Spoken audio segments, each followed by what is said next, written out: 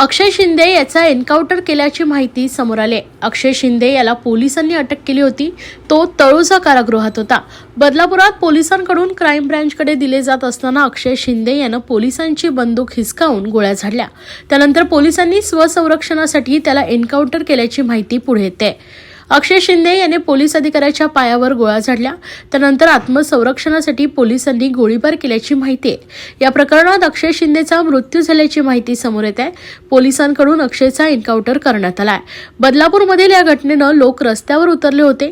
लोकांनी मोठं आंदोलन केलं होतं। रेल्वे गाड्याही रोखून धरल्या होत्या। आरोपीला फाशी देण्याची मागणी लोकांनी केली होती। ठाण्याच्या दिशेने येत असताना मुंब्रा येथे ही पूर्ण घटना घडलेली आहे आणि यानंतर अक्षय शिंदे याला कळवा रुग्णालयात दाखल करण्यात आलं। मात्र यावेळी त्याच्या आईवडिलांनी प्रतिक्रिया दिली। त्याचे वडील म्हणतायत की अक्षय शिंदेला मी 3:30 भेटलो। अक्षय शिंदेला पैसे घेऊन मारून टाकले। त्याला पिचकारीची ही बंदूक माहिती नाही, मग तो काय पोलिसांची बंदूक घेऊन फायर करणार?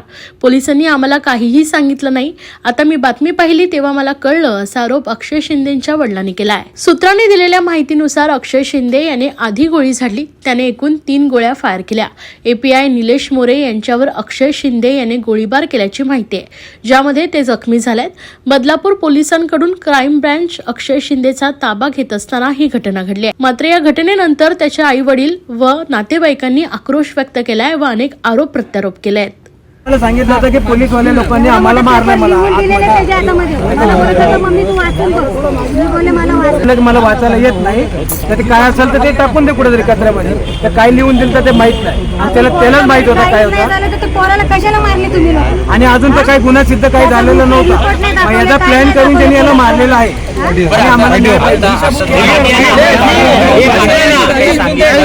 काहीच सांगितलं नाही, काहीच सांगितलं नाही आम्हाला। आणि हे प्रकरण दाबण्यासाठी आता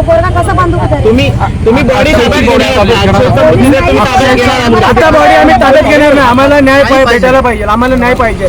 आम्ही बॉडी ताब्यात घेणार नाही आणि याच्या चौकशी व्हायला पाहिजे पूर्ण आजपर्यंत। आणि शाळा प्रशासन पण याला जबाबदार आहे। आणि या शाळेतले जेवढे हातबंदे असतील तर त्यांना पण शिक्षा व्हायला पाहिजे।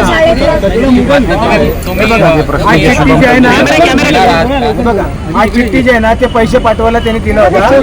ते कैदी नंबरने आम्हाला लिहून दिलता। आतमध्ये कैदी होता तो, आणि आठवा नंबर आम्हाला दिला होता।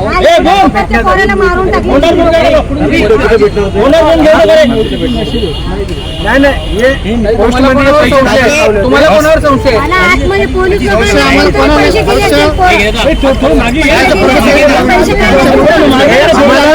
आम्हाला म्हणणं एवढं आहे की याच्यात पोलीसवाले पण जबाबदार आहेत आणि ते मारणारा पण पोलीसदार आहेत। आणि हे शाळेचे प्रशासनाने ते पण पैसे दाबून त्यांनी काम केलेलं आहे। एक आरोप केला जातोय की अक्षयनं पहिल्यांदा पोलीस अधिकाऱ्यांची बंदूक हिसकावून घेतली।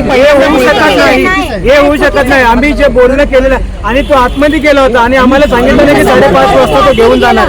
आम्हाला काहीच सांगितलेलं नाहीये। तो आतमध्ये वैतागलेला होता? नाही, काहीच नाही। तो हसून खेळून त्याने आतमध्ये गेला साहेब। तो बोलला की मला 4 पैसे पाठव खायला, मी चाललो आता।